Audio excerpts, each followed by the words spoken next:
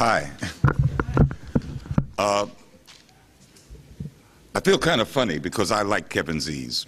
And Kevin Z's is the reason we're having this, this meeting this morning. I think that essentially what we're being asked to do here is to make nice with what is essentially a racist movement.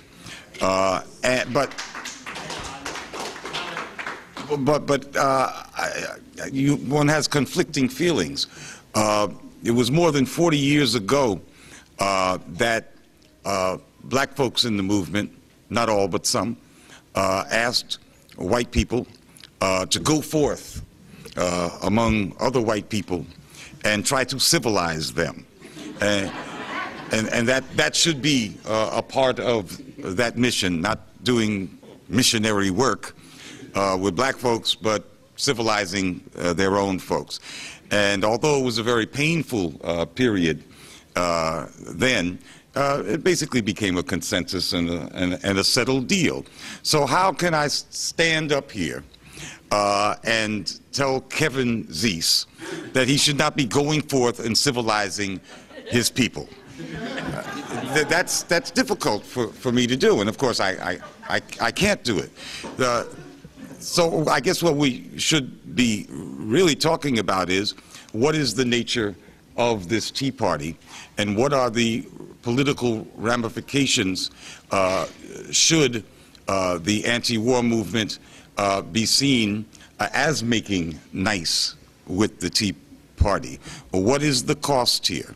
And I am saying that the cost is we at Black is Back, and not just Black is Back, but black organizations across the board would have to disassociate ourselves from a movement that seemed like it was making nice to what is in fact another manifestation of white nationalism. There is nothing new about the Tea Party.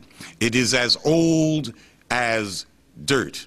We speak in euphemisms in this country, euphemisms like the word populism. I don't know what that means. I do know that the dominant ideology of this country in its founding and up until very recently was white nationalism, white supremacy, and it was quite popular. So is that populism? And that it is still in play. We are even familiar with the Populist Party, which was quite active in the South, in my ancestral homeland of Georgia. And there were, for a time, some great successes in collaboration between blacks, almost entirely in the Republican Party, and white folks in the Populist Party. But we saw that that great experiment collapsed in the face of white nationalism, and that white populists, the greatest example being Tom Watson in Georgia, soon began scapegoating black people for their failures to get the kind of transformational changes that they would like. And they spawned a whole generation of fire-breathing racists like Vardaman and Bilbo and, yes, George Wallace and Strom Thurmond. That is the legacy of a failed populist party. And it failed because it was essentially a white nationalist movement. They could not be sustained. So we have this in our history. Is the Tea Party somehow different because it is at times it at times appears to be operating outside of the Republican Party? Is that some kind of phenomenon that should make it an exception from just your garden variety resurgent white nationalism and reaction?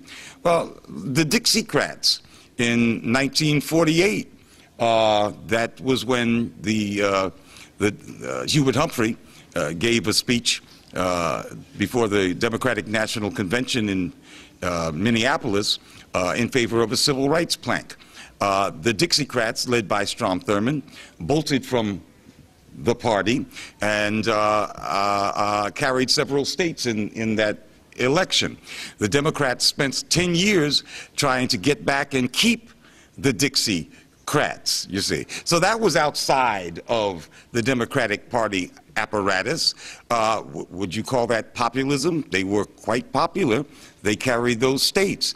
But we know it and recognize it today with nobody arguing as being a white racist, white nationalist reaction. Why is the Tea Party somehow seen to be something different, something that we can somehow change from its true nature, which is just another recurrent white nationalist reaction to perception among white folks that this country is in danger of not being a white man's country.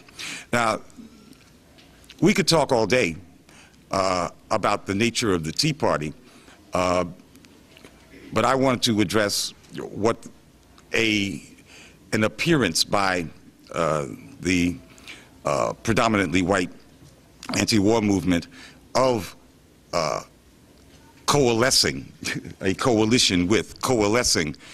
with those white nationalists would mean in terms of creating what everybody here at this conference has called for, which is a more inclusive anti-war movement. That would be death. This is poison. You would be writing off Black America, playing into the hands of the more right-wing tendencies in Black America, the tendencies that want to rally around President Obama in opposition to the Tea Party and would brand those of us on the left as collaborators with what every black person knows is the enemy, that same old as dirt enemy in the Tea Party. So this is a suicidal kind of venture. We could talk, as I said, all day, going back in history about the different clothes that white nationalism puts on as it rears its head. But the immediate consequences of going along with my friend's proposal that we coalesce with these white nationalists is that you write off Black America immediately. I don't speak for Hispanics. I kind of think it would be the same deal. Thank you.